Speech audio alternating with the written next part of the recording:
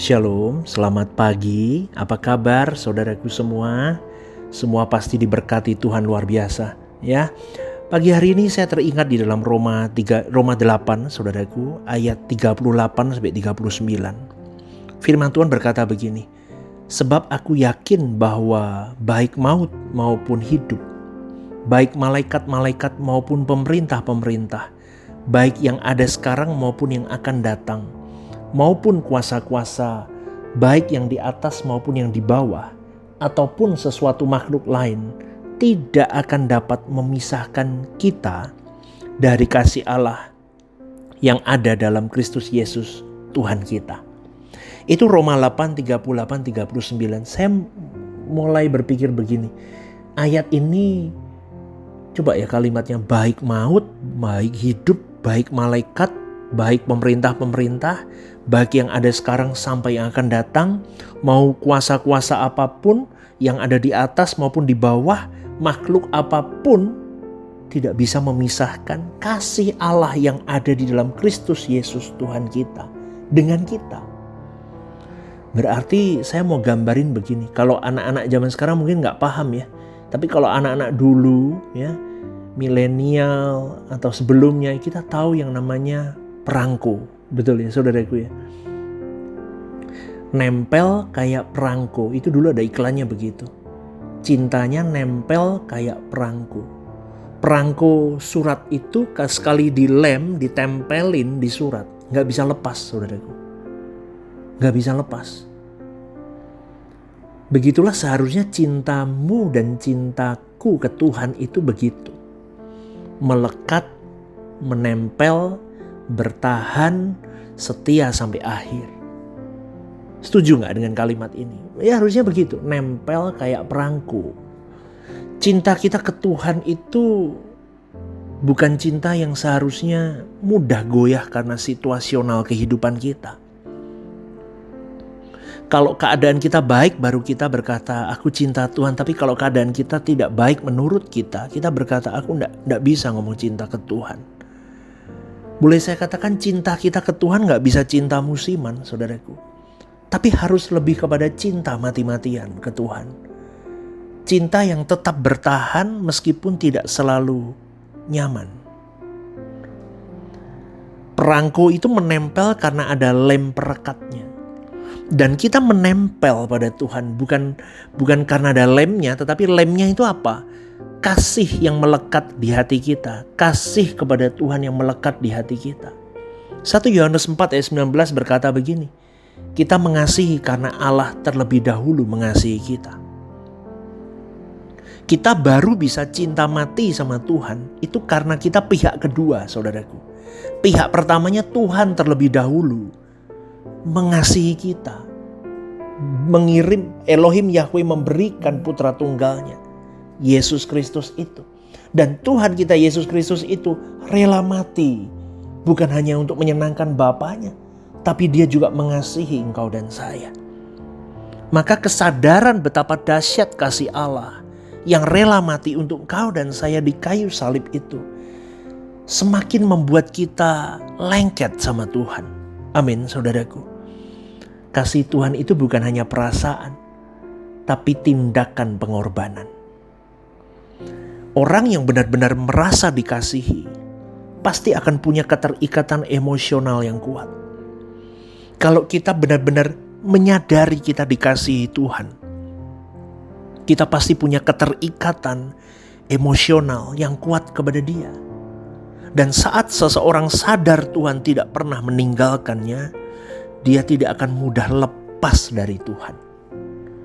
Kasih Tuhan itu menciptakan apa ya, kalau boleh saya katakan lem rohani saudaraku, yang membuat jiwa kita melekat terus kepada Dia.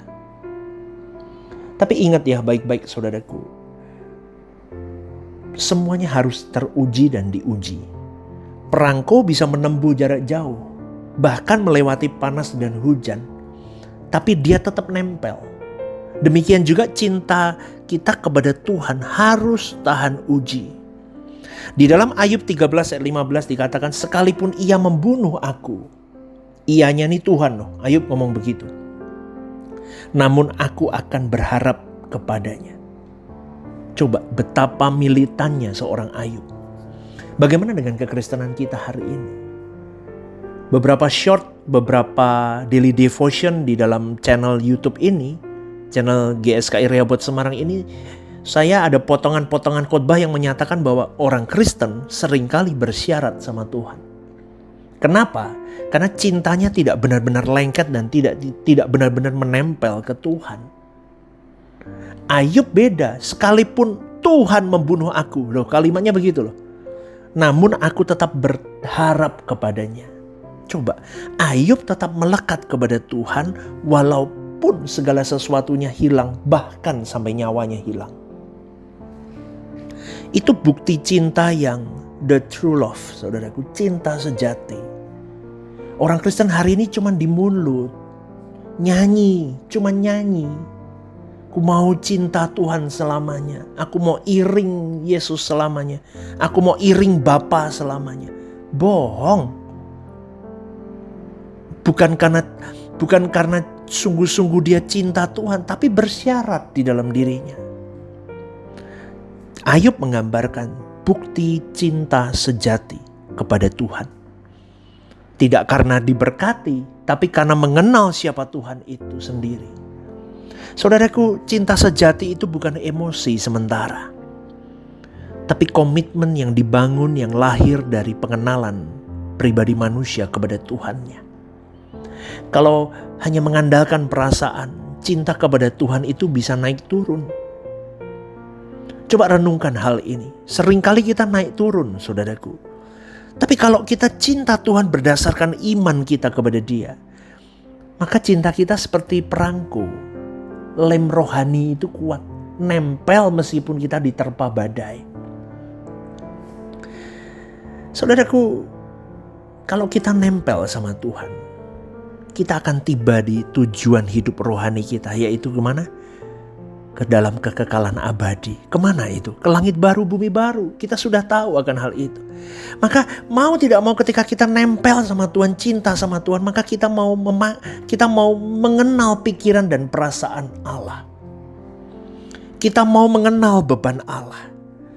Kita mau apa yang dimaksud dengan kehendak Allah. Maka benar kata firman Tuhan dalam Yohanes 15 ayat 4. Orang tidak akan pernah bisa mencapai tujuan rohani, yaitu kekekalan abadi di langit baru bumi baru, LB3. Kalau Yohanes 15 ayat 4 berkata, tinggallah di dalam aku dan aku di dalam kamu. Ini memang kuncinya, ini syaratnya.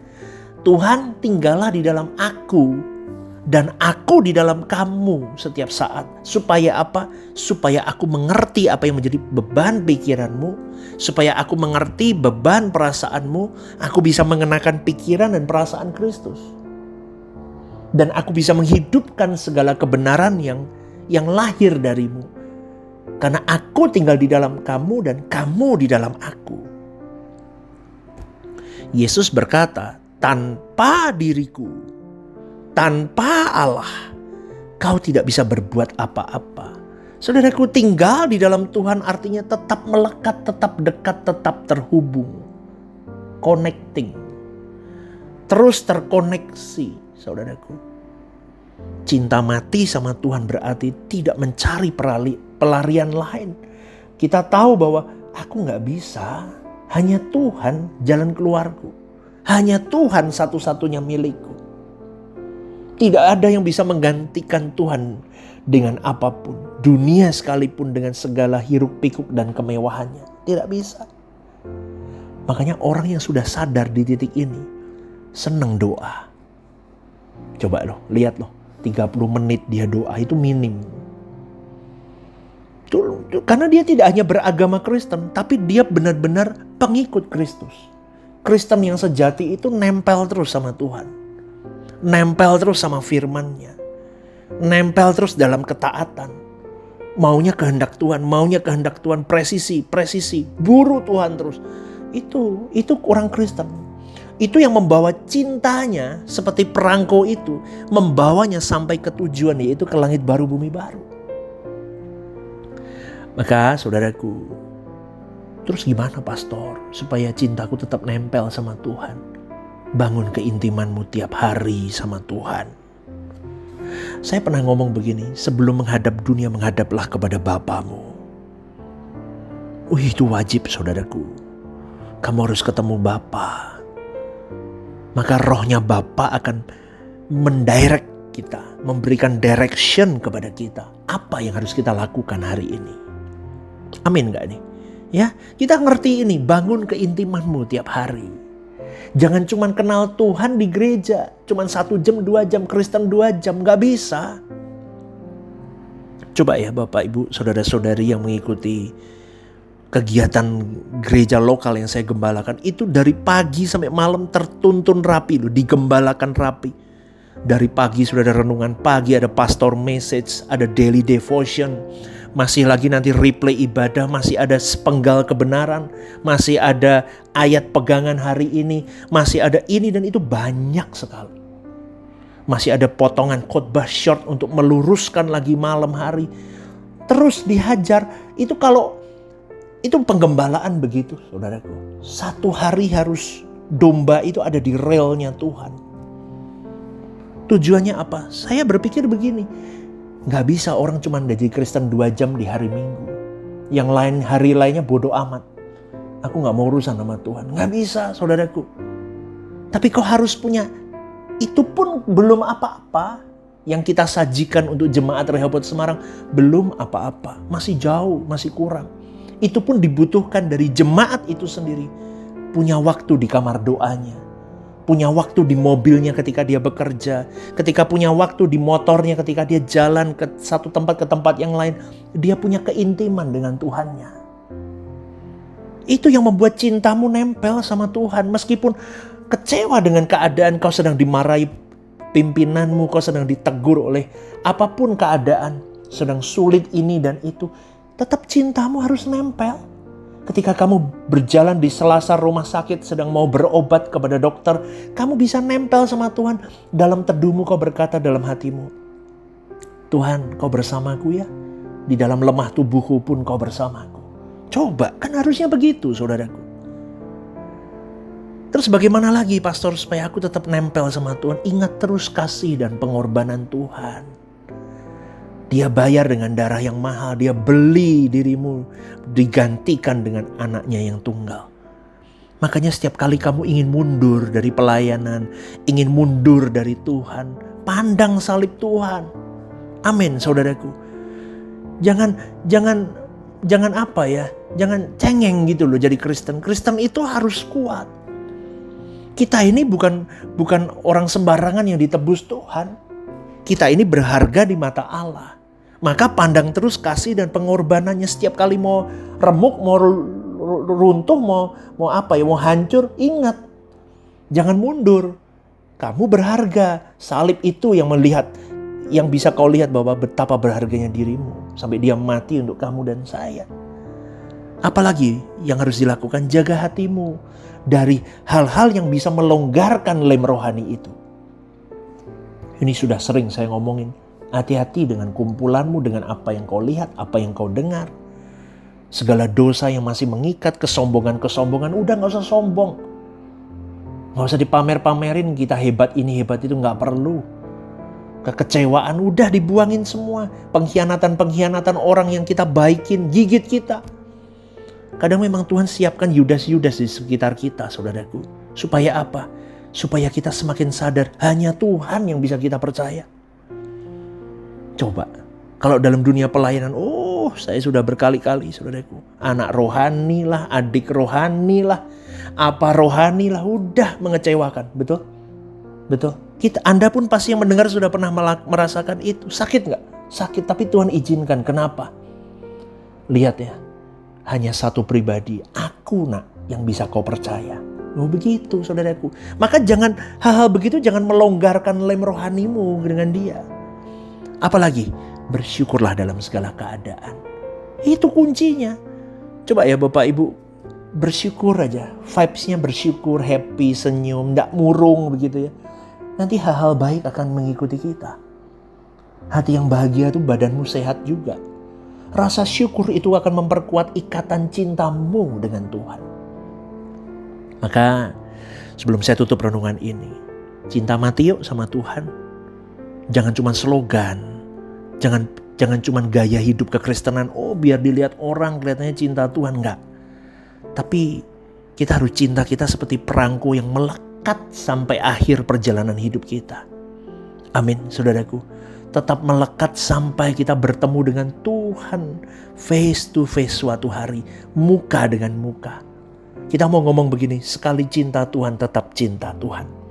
Amin. Maka praktekkan itu dalam hari hidup. Pilih dunia apa pilih Tuhan? Pilih dunia apa pilih Tuhan? Pilih dagingmu, kesenengin dagingmu apa pilih Tuhan? Tapi sakit, ayo itu milih terus. Lama-lama kita pintar.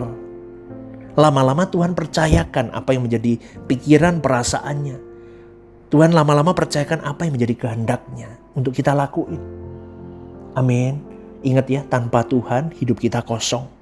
Maka mulai hari ini buat cinta kita nempel kayak perangko sama Tuhan. Selamat pagi saudaraku. Semoga diberkati dengan renungan ini. God bless you.